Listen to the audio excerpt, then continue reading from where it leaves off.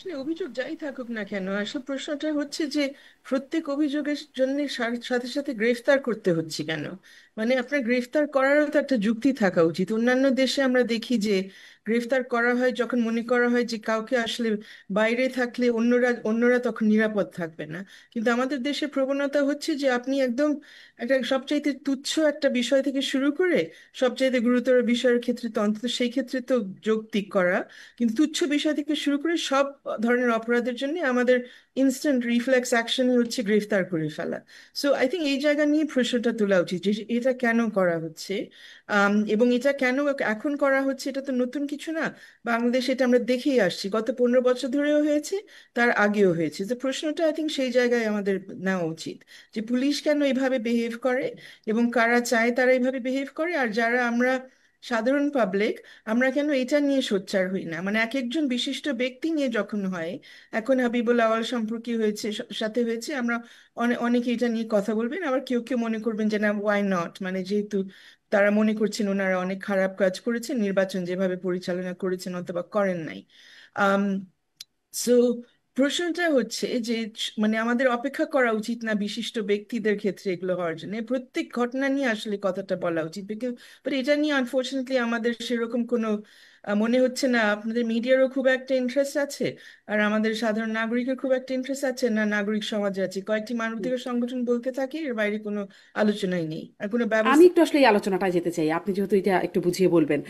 আমি আসলে প্রথমে জিজ্ঞাসা করছিলাম আইনগতভাবে তাদের অপরাধের জায়গাগুলো কি কি, সেটা যদি আরেকটু আপনি আমাদেরকে বলেন। এবং আপনি গ্রেপ্তার প্রসঙ্গে বলছেন, মানে এই গ্রেপ্তার কাকে করা হবে আর কাকে না, এটি আসলে কার সিদ্ধান্ত? কারণ আমরা দেখলাম আহ, সাবেক রাষ্ট্রপতি আব্দুল হামিদ, তার বিরুদ্ধেও মামলা আছে। তিনি দেশ ছেড়ে গেলেন, তখন আবার তিনি দেশ থেকে ফিরেও আসলেন। ওই সময় অনেক নাটক হয়েছে, যাই হোক সেটা নিয়ে যদি পরবর্তীতে আসবো। কিন্তু তাকে গ্রেপ্তার করা হলো না, হুট করে নুসরাত ফারিয়াকে তারপরে গ্রেপ্তার করে ফেলা হলো, একজন অভিনেত্রী। তারপরে সেলিনা হায়াত আইভি, সাবেক মেয়র, তাকে হঠাৎ করে ওয়ারেন্ট ছাড়াই তাকে কি গ্রেপ্তার করে ফেলা হলো, মানে ওই ঘটনার পর আবার মানে অনেককে গ্রেপ্তার করা হয়ও না। আহ, আগেও পরেও এর ঘটনা আছে। কিসের উপর নির্ভর করে যে কাকে গ্রেপ্তার করা হবে আর কাকে হবে না? মানে আমি এক্স্যাক্টলি, আপনি রিসেন্ট কিছু কিছু ঘটনা এখানে উল্লেখ করেছেন, আমি আবার আপনাকে একটু পিছনের দিকে ফিরিয়ে নিয়ে যাই। কয়েক বছর আগে করোনার সময় দেখলেন যে লেখক মোশতাককে তুলে নেওয়া হলো একটা ফেসবুক পোস্টের জন্য, একটা বক্তব্যের জন্য। একজন কার্টুনিস্ট কিশোর, ওনাকে আটকিয়ে ফেলা হলো।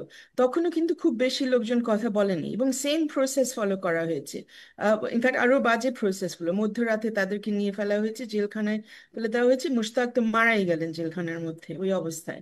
সো এই প্রসেসটা অ্যাজ আই সেড নতুন কোনো প্রসেস না। আপনি এখন মব ভায়োলেন্স নিয়ে কথা বলছেন, এই ভায়োলেন্সটা স্টেট ভায়োলেন্স হিসেবে আমরা দেখেছি যে রাষ্ট্রীয় বিভিন্ন কর্তৃপক্ষের নির্দেশে এই কাজগুলো আগে হয়েছে। হুম। এখন যেটা দেখছি কোনো কোনো ক্ষেত্রে, অধিকাংশ ক্ষেত্রে ইনফ্যাক্ট আই থিঙ্ক আমরা দেখছি যে রাষ্ট্রীয় পর্যায়ে মামলাগুলো করা হয়নি, কোনো ব্যক্তি বিশেষ মামলাটা করেছেন। তারপরে ইন্টারেস্টিংলি যে প্রশ্নটাতে আপনি আসছেন, যে কোনো কোনো ক্ষেত্রে পুলিশ সোচ্চার হয়ে, সেখানে অতি সোচ্চার হয়ে সেখানে গিয়ে গ্রেফতার করে আটক টাটক সব করে ফেলছে, অন্যান্য ক্ষেত্রে তারা করছে না।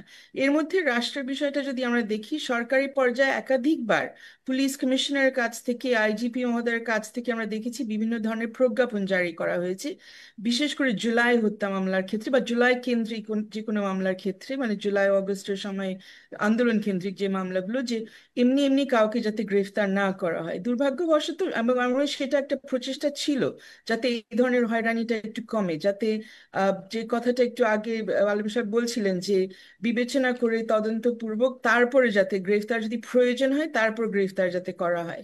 কিন্তু আনফর্চুনেটলি ওই ওই প্রজ্ঞাপনটা এর মাঝে হাইকোর্ট থেকে ওটা করে ফেলা হয়েছে, স্থগিত করে ফেলা হয়েছে। তারপরেও আমরা দেখছি যে একটা পিক এন্ড চুজ, মানে সিলেক্টিভ অবস্থা হচ্ছে, কখন কাকে ধরে কখন কাকে ধরে না। আমি বলবো এটা এই ভালো যে পিক অ্যান্ড চুজটা সবাইকে আসলে ধরছে কার না। সিদ্ধান্তে হচ্ছে? এটা কি পুলিশ নিচ্ছে এই সিদ্ধান্ত, পরিষ্কার না, নাকি অন্য কোথাও থেকে আসছে? আমার মনে হয় সেটা খুব একটা পরিষ্কার না। পুলিশ তো সিদ্ধান্ত নিচ্ছে অবভিয়াসলি, কারণ পুলিশই কি আটক করছে বা গ্রেফতার করছে। তো পুলিশ এক এক জায়গা থেকে ডেফিনেটলি পুলিশ ডিসিশন নিচ্ছে। এখন পুলিশের ঊর্ধ্বে বা পুলিশকে চাপ দেওয়া হচ্ছে কিনা, পুলিশকে নির্দেশনা দেওয়া হচ্ছে কিনা, সেটা আই থিঙ্ক খুব একটা স্পষ্ট না।